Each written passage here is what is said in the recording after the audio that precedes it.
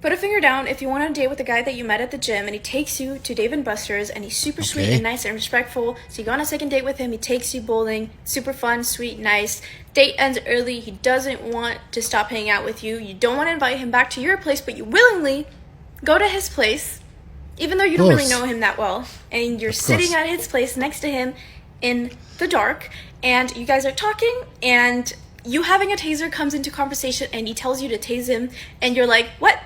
And he tells you, tase me, I don't feel any pain. And you're like, what do you mean? Were you not born with any pain receptors? And he goes, no, I was. I'm just a celestial, so I don't feel any pain. And you're like, come again? What does that mean? And he tells you that a celestial means that he is an angel in a human's body. And you're like, okay, is that like the TV show Lucifer? And he goes, oh yeah, they just didn't get everything right. And you're like, what do you mean they didn't get everything right? And he goes, Lucifer actually goes by Satan. And that the daddy issues part is real. And you're like, oh, okay, so you guys are brothers? And he says, yes. And then you ask him if he has wings and if he can fly. And he says, yes. And you're like, okay, can I see them? And then he goes, well, I can't pop them out on command, but if we go to a rooftop, I can show them to you. And then the first thing that comes to your mind when he says that is that he is going to himself, you, or the both of you. So you're like, no, thank you. Then he tells you that he's not actually 25, that he was born in the time AD. You know, there's BC and AD. He was from the time AD. So you're like, oh, okay, so you're like 2,000 something years old. And he's like, yeah, I don't know the exact number, but somewhere around there. So you're like, okay. Then he tells you that if you guys had a baby, that baby would be a celestial. Then he tells you that he was brought on this earth to protect you specifically. And then he says that you can become a celestial too, and then tries to bite your arm. Then he tells you that he's going to get in big trouble for telling you all of this because you're not supposed to know this because he's supposed to be the angel protecting you. And then he makes you promise not to tell this story to anybody. He tells you, he pinky promises, but while he's Of course, all angels pinky promise. It's a thing they do. telling you, he starts laughing and he says, before you even tell anyone, I will already know. And that creeps you out. But you're like, okay. And almost forgot to mention, anytime that he was telling you and talking to you about this, he was getting really close to your face and it didn't look like him. It looked like an actual demon. Anyway, he takes you home and he shows you, pulls out a triangular knife. The blade is triangular and there's a red rope wrapped around the handle. And he tells you, want to take a guess who gave me this? And you say, oh, Satan. And he goes, yep, he gave this to me to protect me from his demons. And you're like, oh, I thought you guys were buddies. And he goes, no, yeah, but his demons like to not listen to him. And you're like, okay. You go home and you know you're never going to see this man again, ever again. A week later, you decide to tell your best friend. And as soon as you tell her, he calls you up. And he just says, hey, how are you? How have you been? What's up? Blah, blah, blah. Whatever. Okay. Right? Why didn't you block him? You know he's crazy. Why didn't you block him? I don't get it. Then you tell another friend a few days later, and he calls you immediately after you tell that story. Same thing. Hey, how are you? How have you been? Mind you, he never calls you, ever. A few months go by, and you're on FaceTime with your mom, and you're telling her this story, and you're on the 26th floor, and it's night, it's clear skies, and a big cloud just comes surrounding your floor-to-ceiling windows apartment, and only on your floor.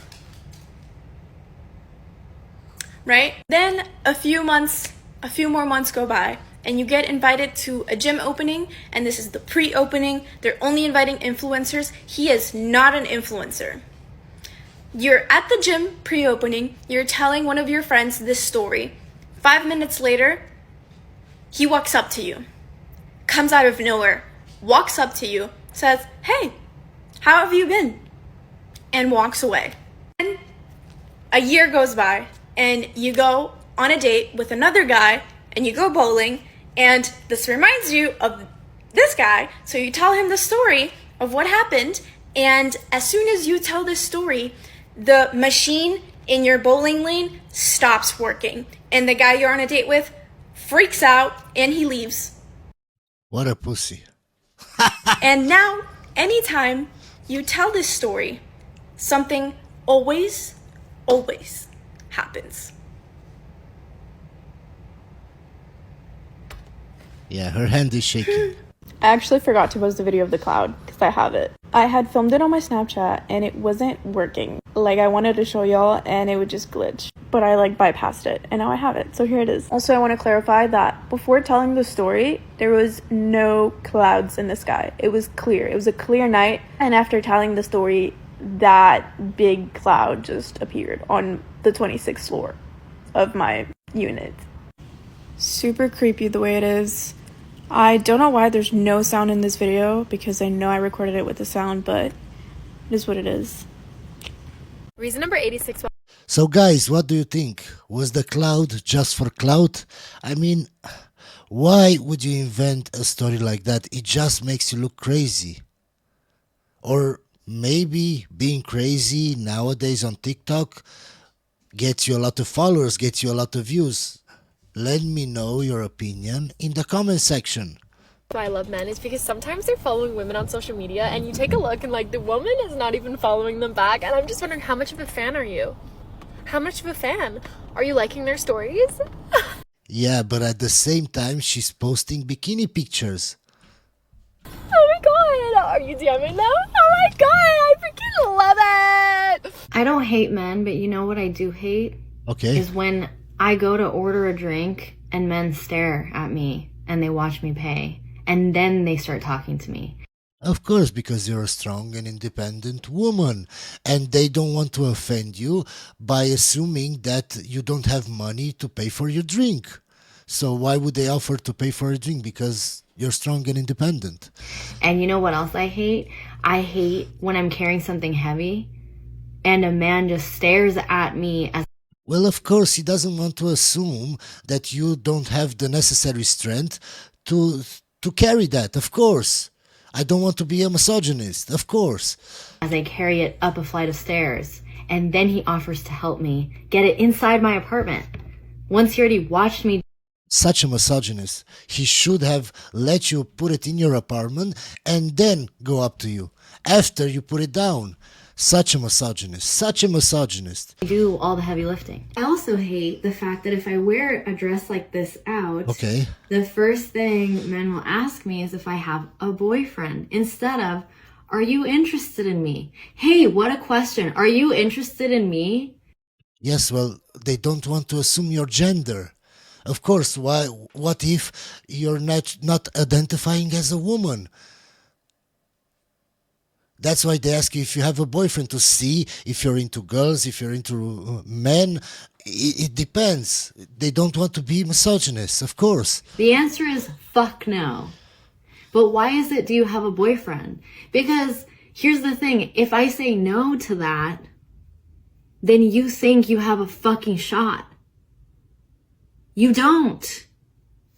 Well, they don't want to assume anything because they don't want to be misogynist. So they just try, and they try being polite about it because they don't want to assume anything about you. Because in 2024, if you assume anything about a person, you can be labeled a misogynist or a bigot.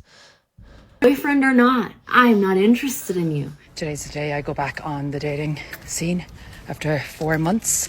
Okay. I'm hungover. I'm late. My hair looks like shit.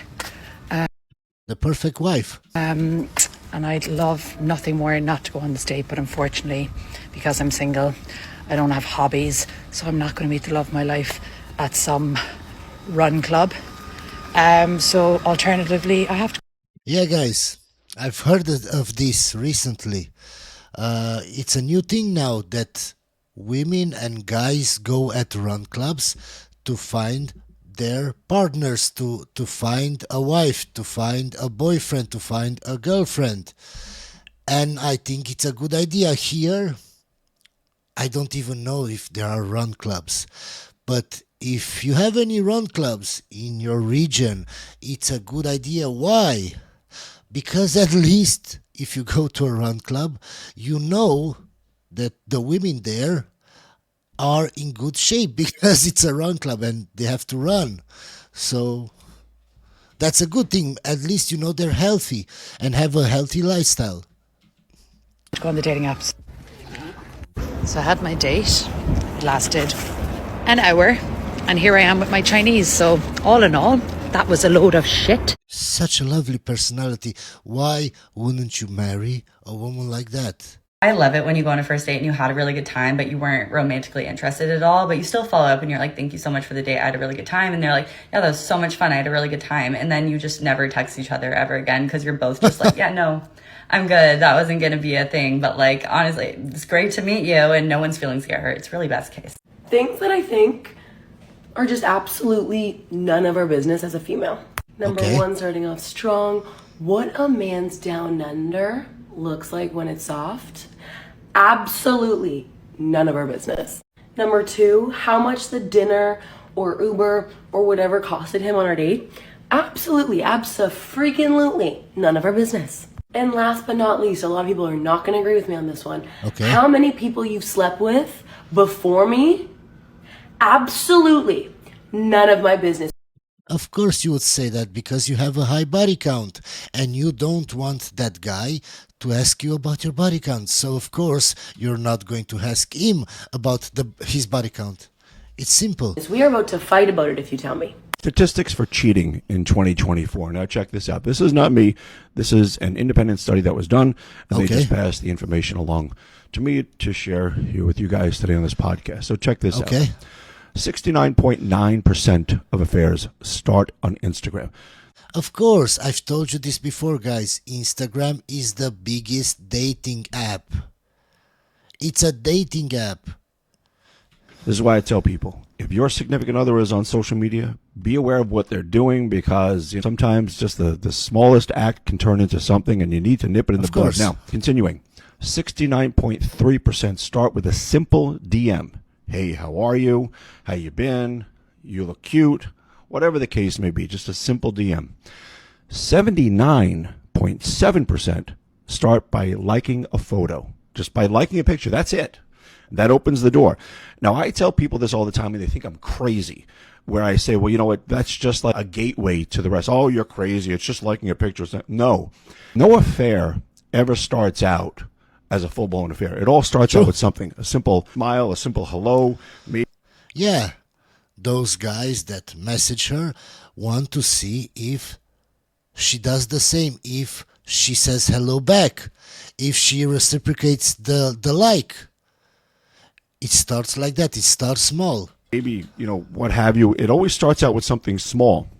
Now, of course, you can't go batshit over every picture that is liked, but your presence on social media and how you behave on social media probably has a lot to do with whether or not you're going to cheat. And so if your significant other, as I said, is on social media in any capacity whatsoever, you need to be aware. You need to be what's going on. You need to know who they're communicating with on social media. So this way, if something is going on, you get the hell out of there. Now, 54.4% of people use the calculator app to disguise their messaging app. Now, this is where a great a really good cell phone monitoring app can I've never heard of this before, guys. Can come in handy, or pretty much. Well, there's only like 2 or 3 that can do this. And a good cell phone monitoring app will get the messages from the app that's being disguised, no matter what. So if it's being disguised by the calculator app or by some other app, maybe the Maps app or what have you. Okay, so it's an app that lets you disguise Instagram, like the icon makes it look like the calculator app or the messaging app. Also, 98.3% of people who cheat have the answers to all their activity in their phone. That's a fact. I need someone to explain why this keeps happening to me because I just don't know. I was at the gym lifting the other day and this guy comes up and he's like, do you have a boyfriend? I'm like, I'm seeing someone. And I look at him and I'm like, how old are you? And he's like, I'm 19. And I'm like, I'm 30. And I laugh and he walks away. He's like, what the fuck? You're 30? Anyway, and then today I'm lifting again And this guy comes up, he's like, have I seen you here before? And you have tattoos, blah, blah, blah, all the things. And we were talking about, like, high school where we graduated. And I was like, what year did you graduate? And he was like, 2019. And I was like, I graduated in 2012. And he's like, oh, it's the same thing. And I just need to understand why. I feel like the tattoos give my age away. Why don't the big, strong men come talk to me? Because the big men at the gym are into petite women that are very feminine and don't have tattoos. That's why. What is it I'm giving, or what is it I'm not giving that's making this happen? I don't know. I'm sad. I think I'm finally ready to admit this and own up to this. Okay. I was talking with my friend about this, and it got really, really fucking deep. Okay. I love short kings. I love short kings because guess what? Face card never declines. Why do men under 5'10" have the best fucking face cards? What's 4 + 4? 8. Every motherfucking time. And they put on muscle so Just the way she acts and she talks. much fucking better than tall men. My only issue, like, bro, oh my God, there was a point last year I was talking to a guy that was like 2 inches shorter than me. And guess what? Why would you want to put up with that? Just look at how she talks, and she's talking to a camera. Just imagine yourself having an argument with her. Oh my God. What? I would have wifed that motherfucker up. Babe, it's fine. It's fine. I can be the dominant one. Okay. Finally. So she's very masculine. This is why she's acting like this. Okay, now I get it. I got plenty of fucking strap on. I'm just kidding. I don't have a single one. But you know what I mean? Like, I don't mind. Like, I can do that for you if you need. Like, face card eats every single time. God, you're so hot. She acts like a man. Exactly like a man. You're just too insecure for me. Like, they're always like, I don't mind a girl. I don't mind a girl towering over me. But then they get intimidated every time, like, fucking, I don't know. I wouldn't be intimidated by you. I would just be annoyed by you. I don't know, a man that's 5'11" walks by. It's like, babe, I want you.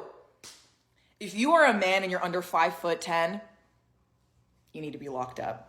Or I need to be locked up. You are not safe on the streets. Hope you enjoyed this video, guys, and I'll see you on the next one.